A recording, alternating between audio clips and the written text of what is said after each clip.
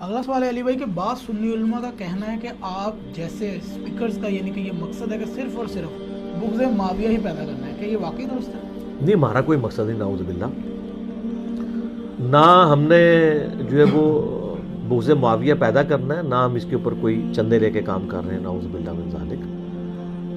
ہمارا مقصد ہے کہ نبی علیہ السلام کی محبت کو عام کرنا ہے، آپ کے اہل بیت کی محبت کو عام کرنا ہے، اور غدیر خم پہ کھڑے ہونا ہے کہ میں اہل بیت کے معاملے میں تمہیں اللہ کا خوف دلاتا ہوں. اگر نبی علیہ السلام نے کسی حدیث میں فرمایا کہ میں آل امیہ کے بارے میں تمہیں اللہ کا خوف دلاتا ہوں، تو آ جائیں ہم سے آل امیہ کے فضائل سن لیں. اور آل امیہ کے جب ہم نام لیتے ہیں تو اب مڑ مڑ کے حضرت عثمان کا ذکر کرتے ہیں. حضرت عثمان رضی اللہ تعالیٰ عنہ کو تو ہم آل امیہ میں ویسے ہی سمجھتے ہیں جس طرح کہ عمر بن عبدالعزیز کو سمجھتے ہیں، حالانکہ عمر بن عبدالعزیز کا دادا وہ ہے جس میں نبی نے لعنت کی ہوئی ہے.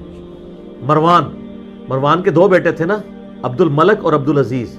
عبد الملک کے 4 بیٹے خلیفہ بنے ہیں اور عبدالعزیز کا 1 بیٹا خلیفہ بنا ہے، جو عبد الملک بن مروان کا داماد بھی تھا، یعنی ان کے بھائی کا بیٹا.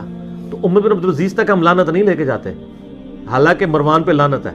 ہم کہتے ہیں نہیں یار، وہ ایک جنرل بات تھی، اسپیسیفکلی ایک بچہ بندہ بھی ہو سکتا ہے. حضرت عثمان کے پیچھے کیوں چھپتے ہیں آپ جا کے؟ آل امیہ کا مطلب حضرت، جسے یہ رٹ لگا لیتے صحابہ کو برا کہا. یار ایک صحابی کو پورا صحابہ کہہ دیا آپ نے. صحابہ کی مطلب خود بتاتے ہیں ہمیں لاکھوں میں صحابہ ہیں.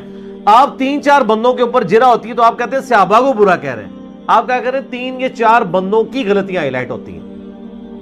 آپ لاکھوں لوگوں کو 3-4 بندوں کے پیچھے اس کیٹیگری میں کیوں ڈال رہے ہیں؟ اور پھر محدثین نے بھی نعوذ باللہ ٹارگٹ کر کے 3-4 بندوں کی غلطیاں لکھی ہوئی ہیں، باقیوں کی نہیں لکھی ہوئی ہیں.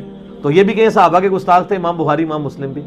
تو اس طریقے سے روند نہ مارا کریں کہ وہ اس طرح کے معاملات کو، چھوٹی چھوٹی چیزوں کو پکڑ کے. بات کیا ہو رہی تھی کہ آپ کی یہ جو تقریر ہے نا، یہ ہم یہ نہیں کرنا چاہ رہے نعوذ باللہ من ذالک. کوئی بغض والا معاملہ نہیں ہے، سچائی لوگوں کو بتا رہے ہیں. بلکہ ہم نے تو ماڈریٹ لوگوں کو کیا ہے کہ آپ میرے شام پہ لعنت نہ کریں، ان کو منافق نہ کہیں، ان کو کافر نہ کہیں، علمی اختلاف رکھیں.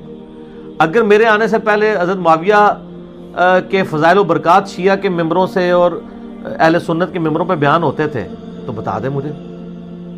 یہ دنیا میں جو کچھ ہو رہا ہے مجھ سے پہلے نا، میں تو اس دنیا میں آنکھ کھولی ہے کہ میری پیدائش سے پہلے جنگ جمل، صفین، نہروان ہو چکی ہے، تفریقیں پڑ چکی ہیں. ہم نے تو آ کے اس دراڑ کو فل کرنے کی کوشش کی ہے، کیونکہ آپ لوگوں نے امیر شام کا دفاع کر کے حضرت ابوبکر عمر عثمان کو بھی رگڑا لگوا دیا نعوذ باللہ. ہم تو 3 خلفاء کو بچانے کی خاطر بتا رہے ہیں کہ اصل مسئلہ کہاں سے خراب ہوا ہے. ہم کوئی نعوذ باللہ بغض معاویہ نہیں. اور یہ جو آپ نے جعلی ماوے بنائے ہوئے ہیں نا، حب علی اور بغض معاویہ، وہ حب علی اور بغض علی ہے صحیح مسلم میں. علی سے محبت نہیں رکھے گا مگر مومن، علی سے بغض نہیں رکھے گا مگر منافق. یہ بغض معاویہ تو پتہ نہیں آپ نے کہاں سے نکالا ہے، اس پہ میرا کلپ ریکارڈڈ ہے. بغض معاویہ تو کوئی نہیں تھا، بغض علی تھا. وہ سنن نسائی میں حدیث ہے تلبیہ والے چیپٹر کے اندر کہ ابن عباس جب پہنچے انہوں نے دیکھا کہ عرفات میں لوگ تلبیہ نہیں پڑھ رہے، تو ان کا کیا ہوا؟ تو لوگوں نے کہا لوگ حضرت معاویہ کے ڈر کی وجہ سے نہیں پڑھ رہے. تو ان کا ان کی ناک خاک آلود ہو، انہوں نے بغض علی کی وجہ سے نبی کی سنت کو چھوڑ دیا. اور سنن کبریٰ البیہقی میں الفاظ ہیں کہ معاویہ کی ناک خاک آلود ہو اور اس پارٹی کے اوپر، ان لوگوں کے اوپر لعنت ہو جنہوں نے نبی کی سنت کو بغض علی میں چھوڑ دیا. بغض علی اور حب علی کا ذکر ہے. ہم تو بغض معاویہ تو کہیں بھی موجود ہی نہیں ہے. تو یہ کوئی پیدا کرنا مقصد نہیں ہے. اور اگر آپ سمجھتے ہیں مقصد ہے تو یہ ساری حدیثیں ہم بخاری مسلم سے پیش کر رہے ہیں، تو آپ ہمیں ضرور کہیں، لیکن آپ کہیں کہ اصل سازش کی تھی بخاری مسلم نے. تو بخاری مسلم کی جائز روحانی اولاد انجینئر محمد علی مرزا صاحب ہیں جو اس مشن کو آگے لے کے چلے. تو سر میں اس تغمے کو لینے کے لیے تیار ہوں. لیکن اگر آپ ان حدیثوں کو بیان کرنے پہ میرے اوپر جھوٹے الزام لگائیں گے تو پھر آپ مجھ سے مزاج نہیں ہوں گے، کیونکہ کہتے ہیں چور سے پہلے چور کی ماں کو مارو. تو میری روحانی ماں امام بخاری امام مسلم ہے جن سے میں نے حدیثیں نقل کی ہیں، اور اس سے بھی پہلے نبی الاسلام کی جو فرمان ہے. جو کچھ ہم بیان کر رہے ہیں وہ نبی الاسلام، یعنی یہ نبی الاسلام کا فرمان ہے نا کہ عمار کو باغی جماعت قتل کرے گی، عمار ان کو اللہ اور جنت کی طرف بلائے گا اور مخالف جماعت دوزخ کی طرف بلائے گی. تو اہل صفین کو دوزخ کی طرف بلانے والی جماعت، امیر شام کی جماعت کو باغی اور دوزخ کی طرف بلانے والی جماعت کس نے کہا ہے؟ تو یہ نبی الاسلام نے بغض معاویہ پیدا کیا. تو آپ کہہ دیں تو ٹھیک ہے، پھر ہم تو تیار ہیں. ہم کہتے ہیں صرف ہم پہ نہ فرق، ادھر آپ خاموش ہو جائیں پبلک کے ڈر سے.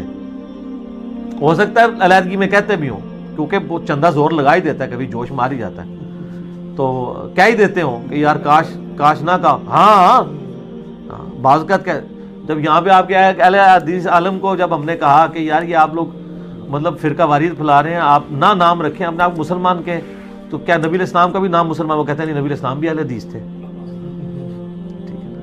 اگر کوئی نبی الاسلام کو اہل حدیث کہہ رہا ہے تو وہ کچھ بھی کہہ سکتا ہے، تو اس کا تو کوئی علاج ہی نہیں ہے نا جی. ٹھیک ہو گیا نا جی. یہ اسی طریقے سے ہے جیسے نبی الاسلام اہل حدیث تھے نا، اسی طرح کا بغض معاویہ ہم پھیلا رہے ہیں. دونوں ہی جھوٹ ہے.